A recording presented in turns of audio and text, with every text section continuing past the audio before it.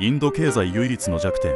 それはアメリカでも中国でもない水。 H2O だ。放置すれば5年後に数億人が死ぬと言われている水不足と水質汚染。これに対した国籍企業ユニリーバは製品開発を通じて解決を目指した。インドの多くの地域では洗濯に大量の水が使われ、家庭排水が河川汚染の一因となっていた。そこでユニリーバのインド法人は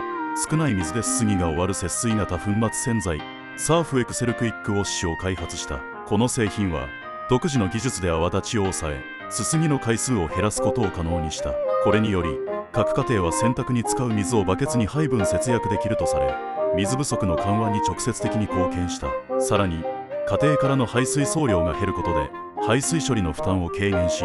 河川の水質環境への負荷を低減させることにつながった。環境に優しいと見せかけている悪徳企業をグリーンウォッシュというが、この洗剤の事例はそうした企業すらも洗い流している。